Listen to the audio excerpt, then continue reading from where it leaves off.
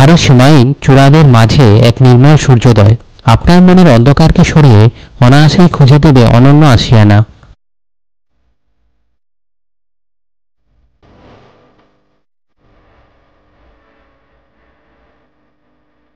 মনের সুপ্ত ইচ্ছাকে বাস্তবায়নে একলা সময়ে পাহাড়ের কোলের থেকে ছড়ে পড়া গুচ্ছধারা প্রাণের সঞ্চার করবে আলাদা এক প্রাপ্তি।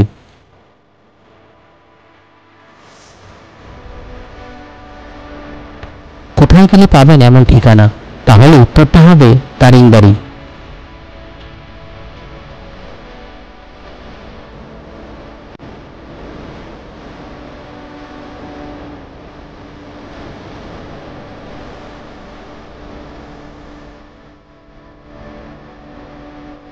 আর এখান থেকে দারিংবাড়ি 395 কিলোমিটার দেখাচ্ছে। 9 থেকে 10 ঘন্টা টাইম লাগতে পারে।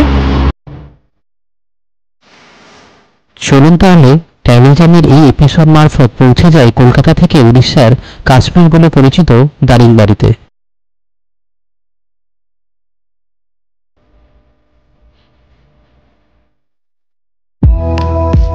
আজ ভোররাত্রি থেকে শুরু আমাদের জার্নি।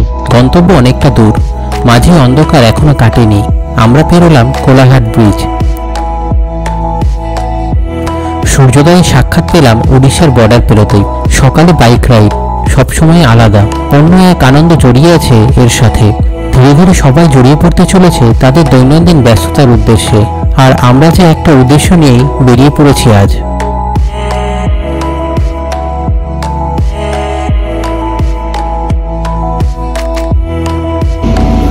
বসন্তের মিঠে রোদ গায়ে লাগিয়ে সবাইকে ওয়েলকাম দারিংবাড়ি সিরিজের এই প্রথম পর্বে। বাড়ি থেকে 205 কিলোমিটারের জার্নি আমাদের হয়ে গেছে, আর এখন দাঁড়িয়ে আছি জালেশ্বর পেরিয়ে শ্রী সাই সুইটস অ্যান্ড স্ন্যাক্সে। দোকানটা পরিচিত চা এবং ধোসার জন্য।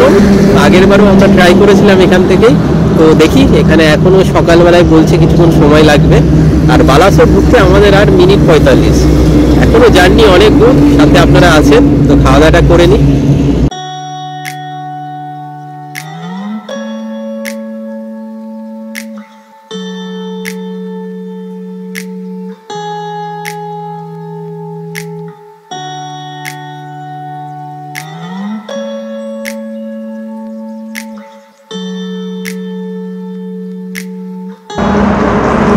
তো 3টে চা 10 টাকা করে 30 টাকা, আর মশলা ধোসা আপনার 50 টাকা করে। দুটো মশলা ধোসা আপনার 100 টাকা। 130 টাকা হলো আমাদের এখানের খরচা। আর এবারে বালাসোরের উদ্দেশ্যে জার্নি স্টার্ট করি।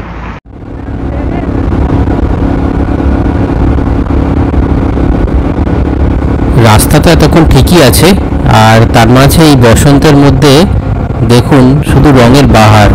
পুরো চারিদিকে পলাশ একদম ফুটে রয়েছে।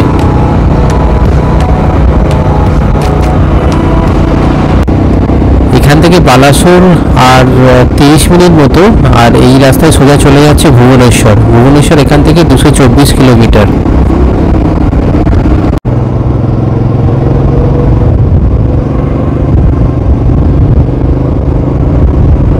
আর এই আমরা কিছুক্ষণেই ঢুকবো বালাসোর, আর বালাসোরে ঢোকা মাত্রই এই সেই জ্যাম।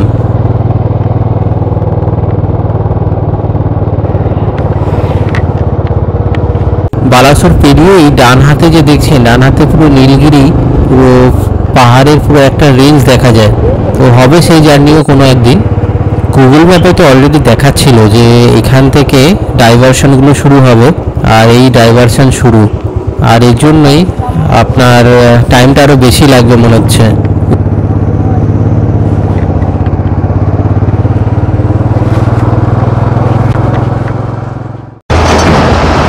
তো বাড়ি থেকে আমাদের 300 কিলোমিটার জার্নি কমপ্লিট। মারকোনা ঢোকার আগে আমরা একটু দাঁড়িয়েছি এখানে 5 মিনিট একটু ব্রেক নিচ্ছি। আর এখান থেকে দারিংবাড়ি 395 কিলোমিটার দেখাচ্ছে। 9 থেকে 10 ঘন্টা টাইম লাগতে পারে। তো দেখা যাক। রাস্তা তার মধ্যে বালাসোর পেরোতে এত ডাইভারশন যে সময় মানে এখানে বেশি লাগলো, যেখানে আপনার আমার মোটামুটি 50 থেকে 55 কিলোমিটার অ্যাভারেজ ঘন্টায় দেখাচ্ছিল, তো এখন সেটা মোটামুটি 45-এ চলে এসেছে। তো দেখা যাক কতক্ষণে পৌঁছাতে পারি।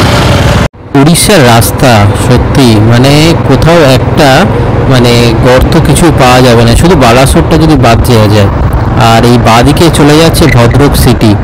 তো আমরা ভদ্রক সিটি থেকে সোজা এই রাস্তা ধরে নিচ্ছি, আর এই হাইওয়ের আপনারা এনজয় করুন ভিউটা। শুধু পুরো এই ফ্লাইওভারগুলো পুরো জ্যামটা তো অ্যাভয়েড করে, আর তার সাথে এরকম ভিউ দেয়, অসাধারণ। কিন্তু এই ভিউ দেখতে দেখতে একটা গন্ডগোল করে ফেলেছি অলরেডি, তো চলুন সেটা জানাচ্ছি। ফুল করে দাও। কি নাম আছে এই জায়গাটা? চণ্ডীখোল।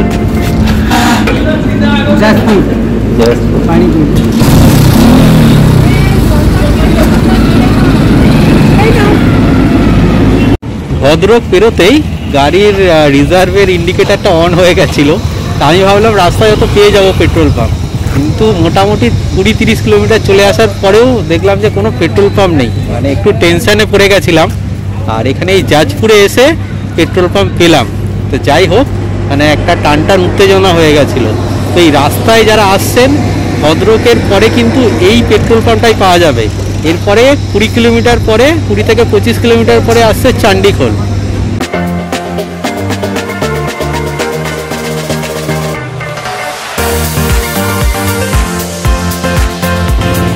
যত বেলা বাড়ছে গরমও বাড়ছে, আর রাস্তার এই যে ধারে দেখুন পুরো তরমুজ সাজিয়ে পুরো দোকান, পুরো মেলা বসেছে।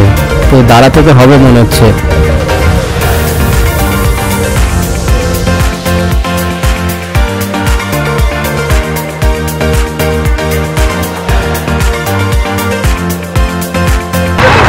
সকালে বেরিয়ে ওয়েদারটা খুব ভালোই ছিল, কিন্তু যত বেলা বাড়ছে যা গরম, আর তার সাথে এই ফলের চলে এসেছে। তো এইটা দিয়ে এখন গরমের কিছুটা ওয়েদারটা ঠান্ডা করতে হবে।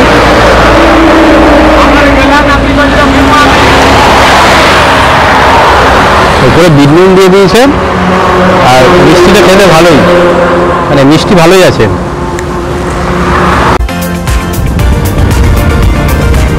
সেদিন চণ্ডীখোল পেরিয়ে ইচ্ছা ছিল ভুবনেশ্বরে দুপুরে মধ্যাহ্নভোজ সারার, কিন্তু ঘটে যাওয়া দুর্ঘটনার জন্য সেটা আর সম্ভব হয়ে ওঠেনি। কী সেই ঘটনা চলুন জানাচ্ছি।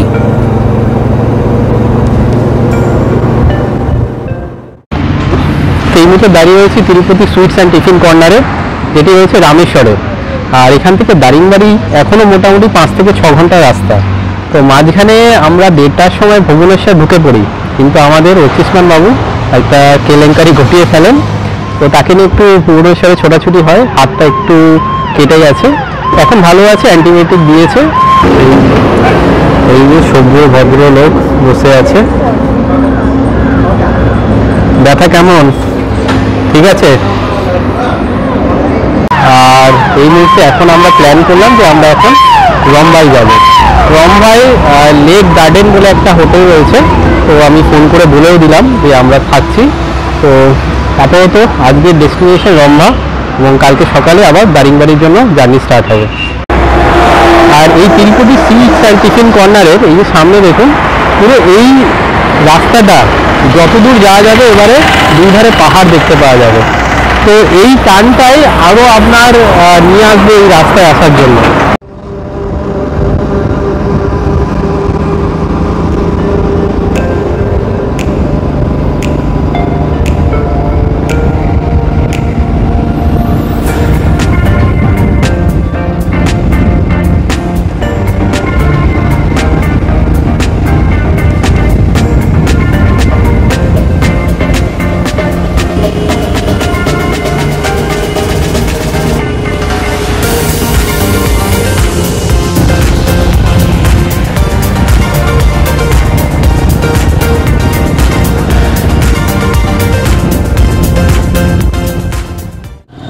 থেমে যাওয়া কিন্তু শেষ কথা নয়, থেমে গিয়ে আবার শুরু করে লক্ষ্য পৌঁছানো, তো এটাই আসল কথা।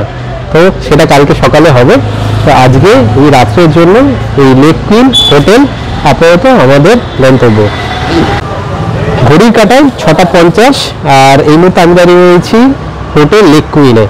তো আজকে রাত্রের জন্য এই হোটেলটা বুক করা হয়েছে, তো এখানে আজকে রাতটা থাকা হবে। আর আপনার বাড়ি থেকে এই হোটেল লেক কুইনে আসতে আমাদের 580 কিলোমিটার টোটাল এই যাত্রাপথ। অ্যাপ্রক্সলি আপনার 14 ঘন্টা 50 মিনিট মতো সময় লাগলো। রাস্তা কোনো কোনো জায়গায় ভালো ছিল, কোনো কোনো জায়গায় খারাপ ছিল, সব মিলিয়ে এই জার্নি। হোটেলে ঢুকে যেটা প্রথম ইমপ্রেশন হবে, খুব সাজানো গোছানো একটা রিসেপশন রয়েছে। তো এই হচ্ছে 314 নম্বর রুম, এটা সেকেন্ড ফ্লোরে রয়েছে। আর এই বিছানা 3 জনের জন্য তো অনেকই বড়। আর তার সাথে এখানে একটা আয়না দেওয়া রয়েছে, ড্রেসিং টেবিল, আর এদিকে একটা শোকেস মতো রয়েছে, আমাদের পুরো ব্যাগপত্র রাখা হয়ে গেছে। তো টিভির কানেকশন রয়েছে, নন এসি রুম, আর এদিকে একটা জানালা রয়েছে, তো দুটো চেয়ার আর একটা টি টেবিল দেওয়া রয়েছে। আর এইখান থেকে শুনলাম যে হালকা ভিউ পাওয়া যাবে রম্ভার চিল্কা লেকের। এই হচ্ছে বাথরুম। তো বাথরুমে কোমোড রয়েছে, গিজার আছে, আর এখানে একটা ওয়াশ মেশিনের সাথে আয়না দেওয়া রয়েছে। বাথরুমও পরিষ্কার, ঠিকই আছে। রাস্তার ধকল বেশি না হলেও চিকেন কষার সাথে ভেজ মিল দিয়ে রাত্রে খাওয়া দাওয়া সেরে ঘুমিয়ে পড়লাম।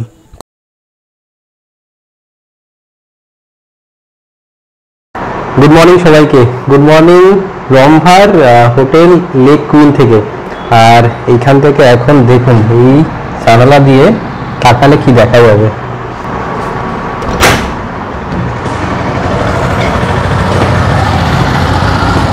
সূর্য উঠে গেছে, কিন্তু সকালে এখান থেকে পুরো সূর্য তো দেখাই যাচ্ছে, আর প্লাস এদিকে পুরো পাহাড়ের রেঞ্জটা দেখা যাচ্ছে চিল্কা লেকের। চলুন, লাগেজ বাঁধা হয়ে গেছে, দারিংবাড়ির জন্য বেরিয়ে পড়ি।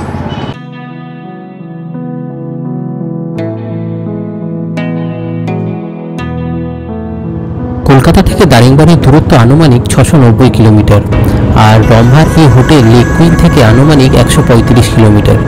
মাঝে আস্কা সুরাডা হয়ে আমরা পৌঁছাবো দারিংবাড়ি। এই রাস্তায় কোনো সময় ডান দিকে, আবার কোনো সময় বাঁ দিকে পড়বে দর্শনীয় পাহাড়ের সৌন্দর্য।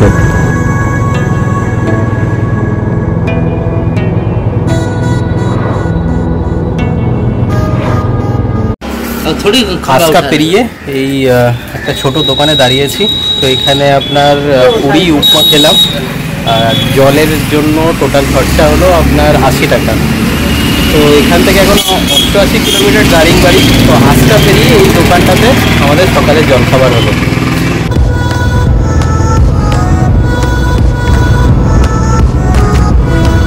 আর এখান থেকে দারিংবাড়ি দূরত্ব 35 কিলোমিটার। দূরত্ব 35 কিলোমিটার হলেও এই রাস্তা আঁকাবাঁকা পথ হয়ে উঠে যাচ্ছে পাহাড়ের উপরে থাকা আমাদের গন্তব্যে।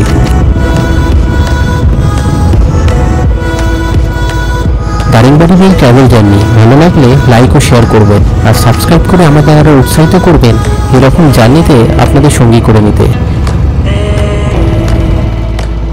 এটা তো শুধু ট্রেলার ছিল। 3000 ফুট উচ্চতায় থাকা দারিংবাড়ির এই চড়াই পথে পাবেন বেশ কয়েকটি জিগজ্যাগ টার্নিং, আর এই পথ পেরিয়ে এখন যা দেখতে পাচ্ছি তা সত্যিই চমৎকারের থেকে কিছু কম না।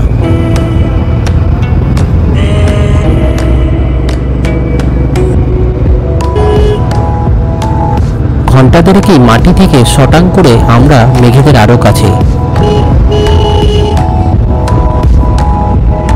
দারিংবাড়ির এই মার্কেট পেরিয়ে আমাদের হোটেল স্নো ক্রিক, দারিংবাড়ি একটি সুপরিচিত থাকার আশিয়ানা। Good afternoon from the snow creek Daringbadi. তো আমাদের রম্ভা থেকে এখানে আসতে মোটামুটি 6 ঘন্টা লেগে গেল। রাস্তার অবস্থা ভালোই ছিল, কিন্তু পাহাড়ে ওঠার সময় যে জিগজ্যাগ ছিল তাতে বেশি সময় লাগলো। তখন খাওয়া দাওয়া করে নিই, কারণ রাস্তার যা ক্লান্তি হয়েছে তো সেটা একটু মেটাতে হবে। খাওয়া দাওয়া করে তারপরে রুমের আর হোটেলের পুরো একটা ট্যুর করাচ্ছি।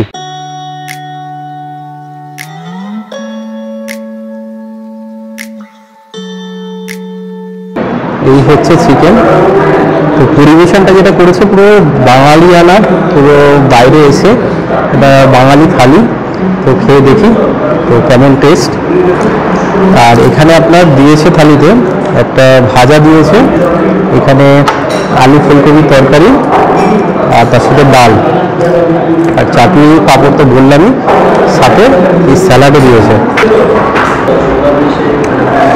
তো ডালের সাথে এই ভাজা দিয়ে আসলে দুপুরে যদি বাইরে এসে এরকম ঘরোয়া খাবার পাওয়া যায়, তো এর থেকে আর ডাল আর ভাজাটাই সব থেকে ভালো লাগে। আর এই হচ্ছে ফুলকপি,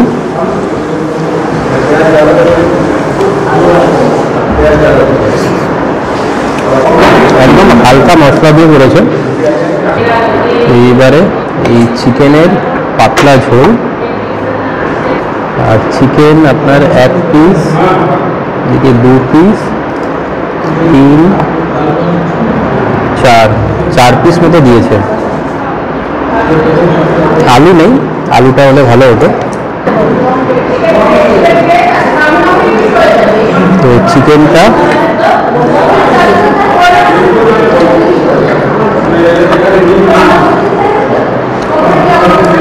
কম তেল মশলা দেওয়া, এটাতে ঘুরতে আসতে যেটা সব থেকে দরকার, মানে ঘরোয়া খাবার যাতে পেটটা ভালো থাকে। আর বেশি তেল মশলা খাবার খেলেই পেটের গন্ডগোল, আর ঘুরতে এসে এত টাকা যে খরচা করছে তো সেটা পুরোই মানে নষ্ট হয়ে যাবে। এদিন খুদে কিন্তু নষ্ট হতে দেয়নি চাটনি পাঁপড়। চলুন দেখে নিই হোটেলে থাকা আমাদের রুম। তো এই হচ্ছে আমাদের নন এসি রুম। তো এই 3 জনের জন্য বিছানা যথেষ্ট বড়, মানে 3 জনের থেকে আমাদের 3 জন তো আরামসে হয়ে যাবে। আর সাথে এখানে টিভিও দেওয়া রয়েছে, আর এখানে আপনার টিভির জন্য রিমোটটা রাখা আছে। এইদিকে তাকালে পুরো এরকম একটা ভিউ পাওয়া যাবে, সকালে হোক বা বিকালে এরকম একটা ভিউ আপনাদের জন্য। আর এই ভিউ দেখার জন্য এরকম 2টো চেয়ার দেওয়া রয়েছে, একটা এইখানে রয়েছে আর একটা এইখানে চেয়ার রয়েছে। সাথে এখানে একটা টেবিল রয়েছে, স্টাডি টেবিল, একটা ছোট ওয়ার্ডডোর, এখানে জলের গ্লাস 2টো, আর এই একটা আয়না দেওয়া রয়েছে। তো রুম নিয়ে তো কোনো অসুবিধা নেই। তো এই আমাদের রুম। আর এইখানে আপনার ল্যান্ডলাইনও রয়েছে, যদি কোনো প্রয়োজন হয় তো ডাইরেক্ট রিসেপশনে কথা বলা যাবে। এই হচ্ছে বাথরুম, আর এখানে একটা হ্যাঙ্গার দেওয়া রয়েছে, গরম জলের সেন্ট্রাল সিস্টেম রয়েছে, সম্ভবত সোলার রয়েছে, আর এই কোমোটের ব্যবস্থা তো রয়েছে। আর এখানে একটা আপনার আয়নার সাথে হ্যান্ড বেসিন দেওয়া আছে। দুপুরের খাওয়া দাওয়া সেরে বিশ্রাম নিয়ে চলে আসা হিলভিউ পার্কে, যেটি আছে আমাদের হোটেল থেকে হাঁটাপথ দূরত্বে। তো হিলভিউ পার্কে আপনার 10 টাকা করে এন্ট্রি ফি নিল। আর পেছনে আমার দেখতে পাচ্ছেন পুরো পাহাড়ের একটা ল্যান্ডস্কেপ, আর বাচ্চাদের জন্য একটু সময় কাটানোর দুর্দান্ত জায়গা। তো আমাদের তো সাথে রয়েছে, তো সময় কাটাচ্ছে ওর মতো করে। তো চলুন আমরাও একটু সারাদিনের ধকলের শেষে এখানে একটু রেস্ট নিই, একটু সময় কাটাই। ছোটদের জন্য রয়েছে টয় ট্রেন, যা এখন বন্ধ রয়েছে। এছাড়া এই পার্ক থেকে যেতে পারেন নেচার পার্কেও, যেটি আছে এই হিলভিউ পার্কের একদমই কাছে।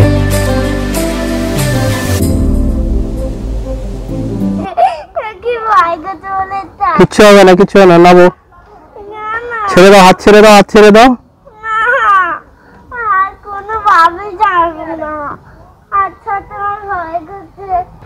হিলভিউ পার্কে এরকম একটা ভিউ পয়েন্ট করা আছে। তো এখান থেকে পুরো চারিদিকের একটা ল্যান্ডস্কেপ দেখা যাচ্ছে। দেখুন শুধু একবার চারিদিকটা, মানে অসাধারণ দেখতে লাগছে।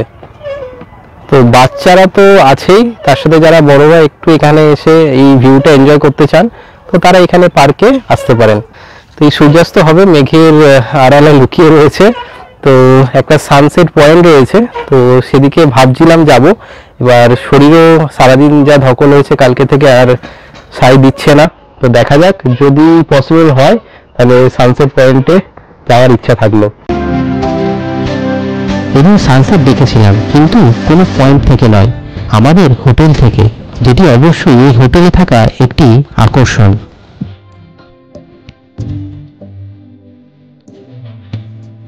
দ্য স্নো ক্রিক, দারিংবাড়ির এই যে ছাদে দাঁড়িয়ে রয়েছি। তো আমাদের এইখান থেকে যা সূর্যের ভিউ দেখা যাচ্ছে, তো আলাদা করে সানসেট পয়েন্টে যাওয়ার দরকার নেই। তো এখান থেকে একটু সূর্য দেখা যাচ্ছে যেটা, সেটা দেখুন, আমি দেখাচ্ছি।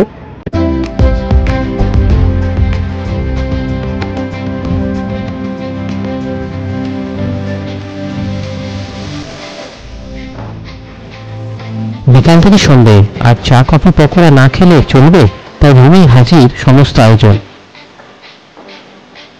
সন্ধ্যেবেলায় আর নিচে রেস্টুরেন্টে যেতে ইচ্ছা করছিল না, তো এই আনিয়ে নিয়েছি চিকেন পকোড়া, সাথে এই chilli chicken, dry chilli chicken, আর এই কফি।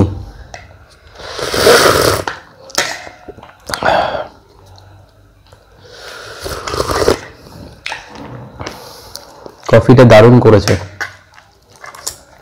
কফি তো এখানেই তৈরি হয়, তো সেক্ষেত্রে টেস্টটাও পুরো একদম মানে অরিজিনাল লাগছে, মানে কোনো ভেজাল নেই।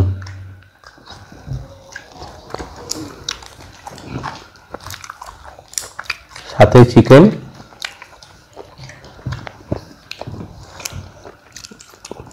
একদম নরম, হাত দিলেই ভেঙে যাচ্ছে। আর এই হচ্ছে চিকেন পকোড়া।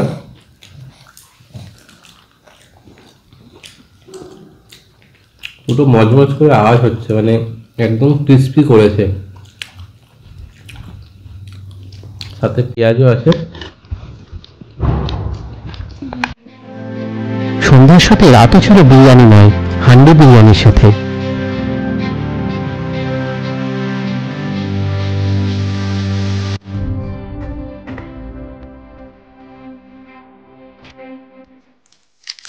বিরিয়ানিটা খুব ভালো করে প্যাক করা,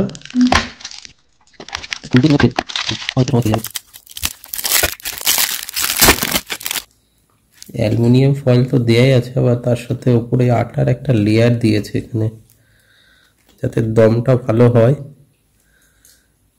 দমটা যে কিসে দিয়েছে সেটাই হচ্ছে দেখার কথা।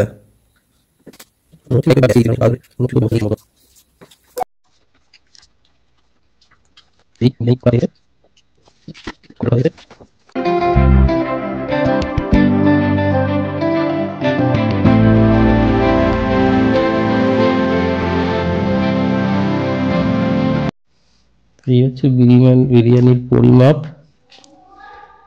আর এখানে একটা, দুটো,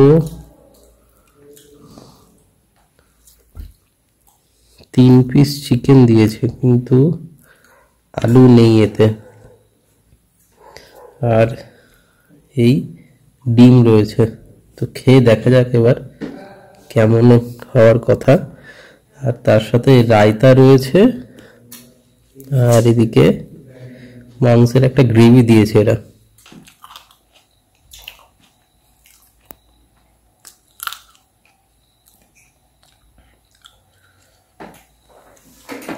ঠিকই আছে, আর মাংস ভালো সিদ্ধ হয়েছে।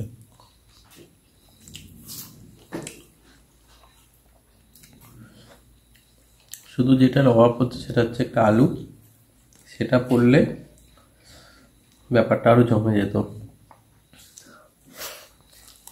দারিংবাড়ি আসা হলো, খাওয়া হলো, তাহলে ঘুরতে যাবেন কখন?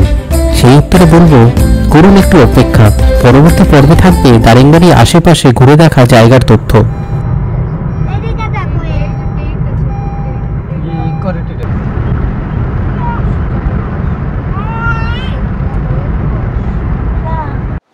জায়গাটার নাম লাভার্স পয়েন্ট না হয়ে নেচার পয়েন্ট হওয়া উচিত, কারণ সত্যি এটা নেচারেরই একটা আলাদা রূপ।